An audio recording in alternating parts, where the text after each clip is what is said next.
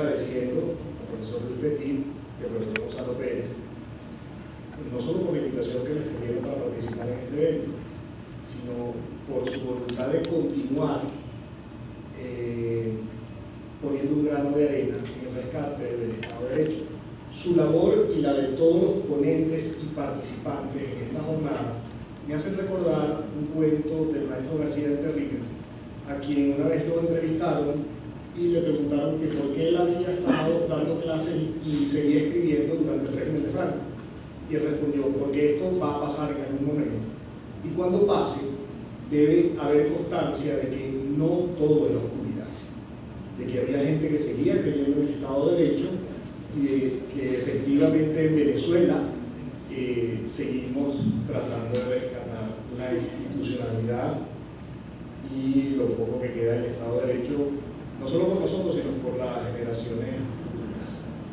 Yo la veo a mi hijo mayor allá atrás y mirando siempre para oír de esto que siempre dicen, bueno, mi papá anda en eso del Estado de Derecho y tal, o sea, hablando de democracia, pero ¿cómo es eso? Si aquí no hay, y todos los días lo vemos.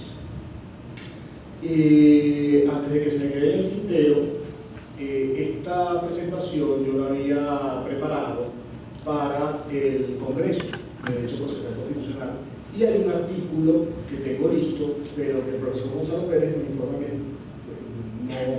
no tiene posibilidad de publicación por las circunstancias que hay. Entonces, a quienes estén interesados, yo con gusto les puedo enviar por mail la ponencia, porque no quisiera detenerme en los asuntos de los datos de las sentencias y esas cosas por cuestiones de tiempo y porque esto de las sentencias que regulan, entre comillas, la competencia y el procedimiento de amparo lo va a tocar el doctor Gustavo Domínguez, entonces no quiero invadir su ponencia. Maestro Bielsa decía que el derecho que no se aplica es como un medicamento que, pese a su bondad, no se le suministra al enfermo. De nada sirve un medicamento que te pueda curar la peor dolencia que tú puedas tener si no te lo tomas, ¿cierto?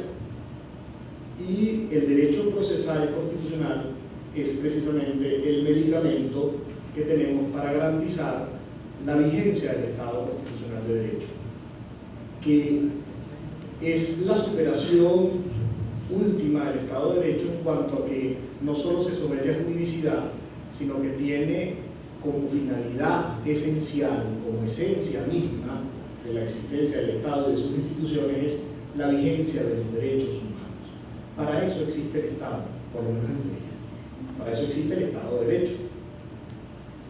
Y el derecho procesal constitucional es precisamente la garantía de la vigencia de la Constitución, de sus instituciones y de los derechos humanos.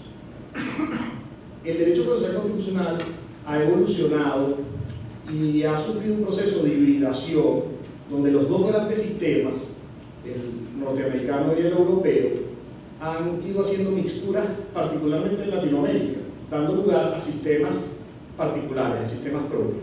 Y dentro de esos sistemas hay instituciones objetivas y subjetivas.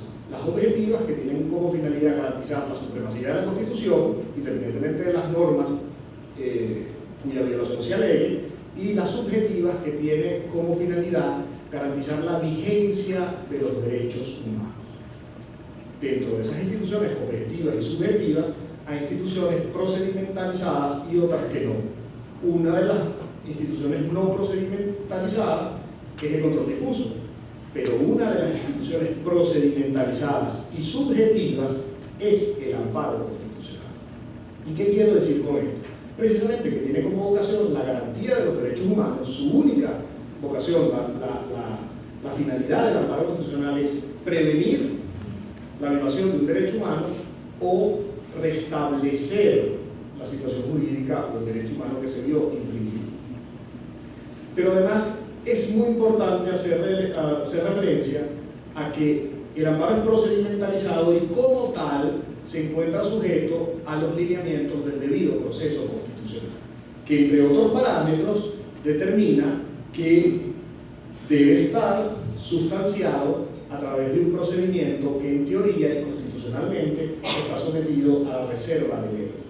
Es decir, la sustanciación y la determinación de las competencias para conocer de los amparos, cualquiera sea la modalidad del amparo que estemos ejerciendo, debería estar determinada en la ley, y eso precisamente es objeto de la ponencia del profesor Domínguez. Sin embargo, yo me quiero detener acá en varios aspectos fundamentales relacionados a la competencia y al procedimiento. En primer lugar, como ustedes bien saben, la regulación adjetiva es materia de reserva de ley formal. Por tanto, en ningún caso el Poder Judicial debería haber entrado a regular el tema de las competencias para conocer de los amparos y del procedimiento a través de los cuales se sustancian estas acciones o estos recursos, cualquiera sea la modalidad de la que estemos hablando. En segundo lugar, la regulación legal, la exigencia de reserva legal y regulación legal sobre la materia de competencia y procedimiento de amparo es una exigencia del principio de seguridad jurídica. Seguridad jurídica que se aplica o que comprende, entre otras cosas, la sujeción de los órganos del poder público, en este caso de los tribunales, al principio de legalidad. Luego, el hecho de que la Sala Constitucional haya legislado o haya creado un procedimiento y haya establecido las competencias para conocer de los amparos a través de lo denominada jurisdicción normativa, es un ejemplo típico de lo que se conoce como activismo judicial disvalioso. ¿Qué es esto? Es cuando los tribunales aplican soluciones a los casos concretos no conforme al ordenamiento jurídico, sino a través de principios paralegales, en este caso paraconstitucionales. Y es lo que vemos en materia de competencia y procedimiento del amparo. Es casi increíble explicarle a alguien que no vive en Venezuela que usted, como decía el profesor Gonzalo Pérez Salazar, a la hora de interpretar la Constitución, él hablaba genérico de la Constitución, dice, tienes que tener la Constitución y una carretilla de sentencias al lado, ¿verdad? En el caso del amparo, no tienes que agarrar la ley, tienes que agarrar son las sentencias normativas de la Sala Constitucional. Eso realmente es bien difícil explicárselo a una persona que no vive en Venezuela. Luego, la jurisdicción normativa, a través de la cual se ha instaurado las competencias y los procedimientos en materia de amparo, también es una desnaturalización de los denominados efectos sustitutivos, aditivos o supresivos de las sentencias de los tribunales constitucionales, en nuestro caso Sala Constitucional. ¿Qué son los efectos aditivos o sustitutivos? Los tribunales constitucionales, en el ejercicio de la potestad de control concentrado, tienen la posibilidad de anular totalmente o parcialmente una norma, pero incluso en su labor interpretativa pueden adicionar términos, ¿okay?, que hagan constitucionalizable esa norma porque le faltaba alguna disposición, o pueden sustituir un término por otro, pero en ningún caso se admite que un tribunal constitucional cree normas de la nada, porque eso precisamente es un activismo judicial disvalioso. Y luego, la Sala pudo haber adoptado otras medidas menos lesivas del principio de reserva legal. Una de ellas, por ejemplo, pudo ser hacer uso de la omisión legislativa y darle al Poder Legislativo, a la Asamblea Nacional, un lapso perentorio para que legislara y creara una nueva ley de amparo que se adaptara a lo que ella considera que son los parámetros que rigen el amparo conforme a la Constitución del 99. Pero finalmente, la sustitución que hizo la Sala Constitucional al crear el procedimiento de amparo y establecer las competencias no cumple con uno de los elementos esenciales que maneja la doctrina del derecho procesal constitucional para aplicar la sustitución del juez constitucional sobre el legislador, cuando exige que para que haya esa sustitución debe haber una premura extrema. Es decir, debe haber la necesidad de aplicar una norma constitucional urgente para garantizar un derecho humano, pero esa urgencia es tan inmediata, tan grande, que exige que el juez constitucional diga, bueno, yo voy a crear esta disposición y te voy a dar a ti, legislador, un lapso muy corto para que tú legisles, pero en ningún caso debería la Sala Constitucional, en nuestro caso, haber dictado una sentencia normativa que ya tiene más de 10 años de vigencia. Eso no tiene ningún sentido. Ok, Pero el tema de la desjuridificación del amparo constitucional no se limita a el establecimiento del procedimiento a través del cual se sustancia y del establecimiento de los tribunales competentes para conocer de las acciones. También entra con el tema de la procedencia del amparo, y voy a tocar algunos ejemplos. Uno de ellos es la doctrina que ha desarrollado la Sala Constitucional en relación a cuándo un amparo tiene carácter restitutorio o cuando un amparo tiene finalidad preventiva. Según la Sala Constitucional, cuando el amparo se ejerce de manera autónoma, tiene un carácter eminentemente restablecedor, mientras que si se ejerce de manera cautelar, tendrá un carácter preventivo. No estamos de acuerdo con la doctrina de la Sala Constitucional. Reitero, si están interesados en los datos de la sentencia, yo con gusto les facilito el trabajo, ¿no? No estamos de acuerdo porque en realidad la finalidad restitutoria o restablecedora del amparo no va ligada a la vía procesal a través de la cual se está ejerciendo. Amparo cautelar, amparo autónomo como recurso para atacar un acto formal. Va atada a si los efectos lesivos sobre el derecho humano se concretaron o no. Si constituyen una amenaza, tendrá carácter preventivo, pero si ya se verificaron los efectos lesivos, tendrá carácter restitutorio. Así de simple. Reitero, no viene atada a una forma de amparo en particular. Luego el amparo contra norma también es otro ejemplo interesantísimo de cómo la Sala ha ido desnaturalizando la viabilidad del amparo. ¿Por qué? Porque la Sala ha dicho, en ningún caso una norma jurídica, una disposición legal, puede lesionar o amenazar un derecho humano, en ningún caso, salvo que no sean, en términos de la Sala, normas autoaplicativas, es decir, las que no ameritan de disposición de un acto de aplicación ulterior, por ejemplo, un acto administrativo. No estamos de acuerdo porque el principio de vinculación positiva a la ley y el principio de improrrogabilidad de las competencias hace que, salvo que una disposición tenga una vacatio legis, una vez que el legislador dicta una norma, esa norma es vinculante tanto para el Estado como para los ciudadanos. Y si esa norma es vinculante para el Estado y pudiera eventualmente lesionar un derecho, efectivamente se constituye en una amenaza posible y realizable, o no es así. Y en ese caso no sería procedente un amparo cautelar para evitar que se concrete la lesión. Yo creo que sí. Luego también está el tema del amparo contra sentencia. La Sala Constitucional, haciendo suyo algunos criterios de la Corte Suprema, ha dicho que solo procede el amparo contra sentencia cuando el juez actúa fuera de la competencia o cuando produce solo una lesión de rango constitucional. Pregunto yo, ¿no es posible que se produzca una lesión de rango constitucional, la lesión de un derecho humano a través de una aplicación de ley que evidentemente viole un derecho? Por ejemplo, que limite el derecho a la defensa, que limite la oportunidad de pruebas, que cree desigualdad procesal. Por supuesto que sí, y en esos casos debería admitirse la posibilidad de interponer un amparo contra una sentencia que haga esto. También tenemos el caso de procedencia ilímine.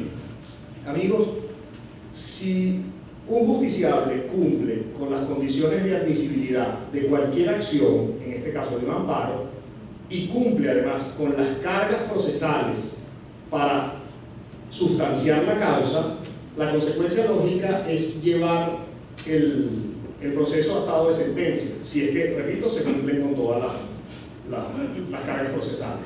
La Sala ha dicho que pese a que tú cumplas con las condiciones de admisibilidad, si ella prima facie ve que ese amparo no pareciera estar bien sustentado, no pareciera verificarse una lesión constitucional, ella lo declara improcedente in limine litis. ¿Cómo declarar improcedente un amparo si el justiciable no ha tenido oportunidad de llegar, por ejemplo, a la fase probatoria y demostrar efectivamente que se dan las condiciones de lesión constitucional que dieron lugar a la interposición del amparo?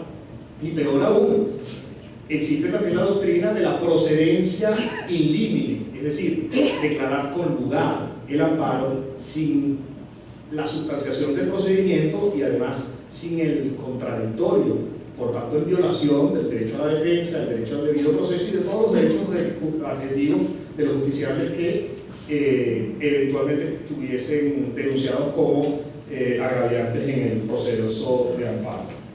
Luego también la sala ha entrado con el tema de la terminación anormal del proceso y, por ejemplo, ha señalado que no acudir a la audiencia constitucional constituye un desistimiento tácito, que también la inactividad procesal por más de 6 meses constituye la aplicación de la teoría de la terminación por falta de interés. Si ustedes agarran la sentencia que regula el procedimiento de amparo, se van a dar cuenta que en ningún caso un procedimiento de amparo debería detenerse por más, nunca, en ningún caso debería llegar a 6 meses.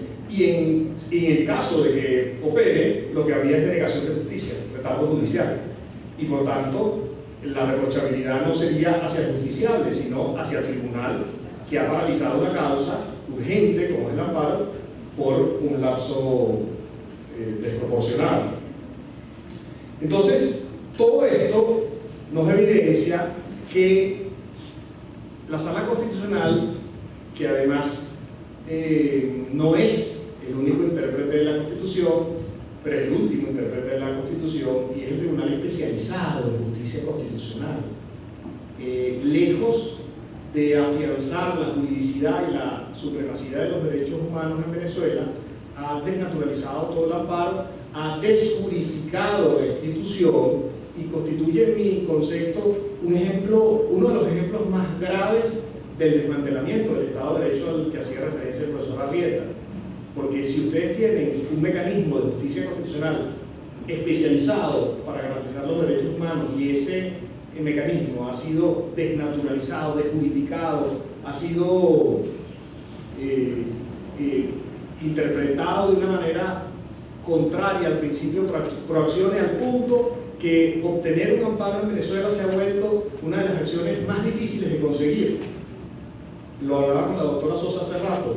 Es decir, un amparo, en vez de ser un mecanismo eficiente, con una celeridad especial, se ha vuelto una institución realmente complicada de adelantar. Y bueno, concluyo señalando que en mi concepto es evidente la violación del principio de reserva legal, la desjuridificación y, como les decía, la aplicación de este activismo judicial disvalioso, que no es otra cosa que desconocer la Constitución y las leyes. Muchas gracias por la